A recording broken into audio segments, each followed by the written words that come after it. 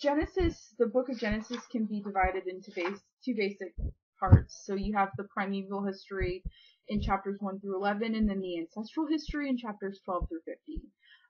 We can divide those even further. So the primeval history can be divided into the creation of the cosmos and the stories of the first humans, and the flood and the dispersal of humanity after the flood. So if you want a good sort of general outline, I've only assigned like the first 25 chapters of Genesis, so 2B and C are things that we don't have to worry about.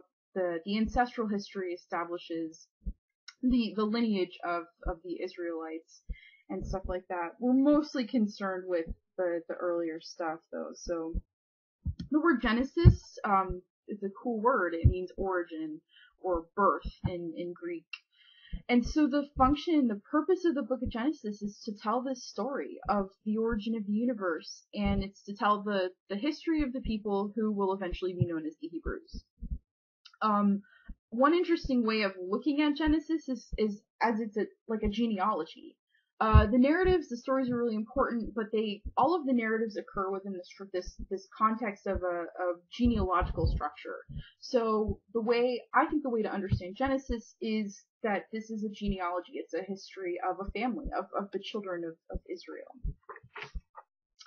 A couple of things to look for. Here, you're going to see two creation stories, right? This is a big thing. The first creation story is attributed to the P writer, and the second creation story is attributed to the J writer. The differences between the two creation stories are pretty stark, I think. In creation 1, you see man and woman created together, and they're created after the land animals were created. Creation 2 is the Adam and Eve story. So there you have man created first, and then the animals, and then woman.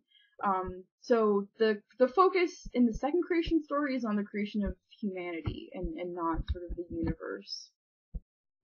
One thing to remember is that the Hebrew cosmogony is written a lot later than some of the other sections of Genesis. It's really similar to a lot of other creation stories. If you look at something like the Enuma Elish of the Babylonians, you'll see a lot of similarities there. So, God creates the heaven and earth, and before that everything is darkness, and God says, let there be light. He said that the light was good, so he separates the light from the darkness. There are a lot of similarities there between this and other cosmogonies. If you're trying to trace a basic narrative of the story, what you're looking at is the creation of the world, man's continual repetitive fall from grace. So the first 25 chapters, you can identify the following threads or stories. You've got the creation in the initial fall. That's where we're dealing with Adam and Eve and Cain and Abel.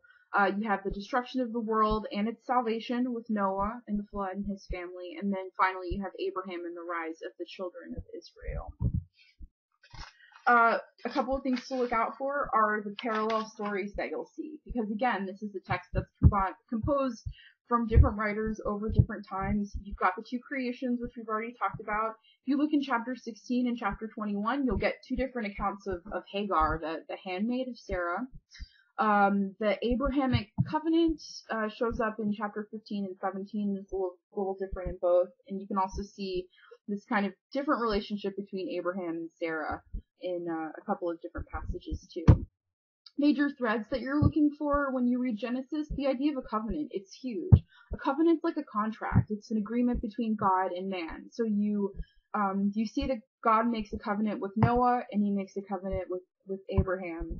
The covenant between Noah and God is not just between Noah and God, but it's a covenant with all of humanity, right? Because Yahweh, God, says he's never again going to doom the earth because of man, as long as Noah and his family hold up their end of the bargain, which is to be fertile and increase. Monotheism, huge, right? So we're talking about the belief in one God as opposed to polytheism, which is the belief in multiple gods. Do you see this myth constructed of Abraham being the first monotheistic, and that goes all throughout the ancestral heritage, although you don't actually see really explicit references to this until later texts. So that's something interesting to note. Women in Genesis. There are a couple of important things to note here. We're talking about a patriarchal society. Women were primarily viewed as wives and mothers. Patriarchy just means that the dudes are in charge, right? That doesn't mean that you don't see women who are pretty powerful, right? So Sarah is a good example of a woman who maintains some kind of autonomy and power, even within this patriarchal structure. We don't read about Rebecca, but she's important too. Eve, she gets blamed for the fall of man. Poor Lot's daughters, really get the short end of the stick there. Hagar gets banished. She's Sarah's handmaid. Again, you see the objectification of women, women emerging as sort of objects there. So that's important. Eve gets blamed for everything. Her role in the fall of mankind. She's punished for eternity with the pains of childbirth. When they sin in the garden, Adam is stuck toiling the land, and their paradise has totally disappeared. Another theme you'll notice is the theme of sin and disobedience. So you can see this really well with the story of Sodom and Gomorrah. And this shows us where God is really unhappy about the immorality of mankind, and so he destroys the city, and that's supposed to serve as a warning for God's wrath. So hopefully you have enough to sort of get you situated within the context of the book of Genesis. As always, if you have any questions, just let me know. But have fun reading.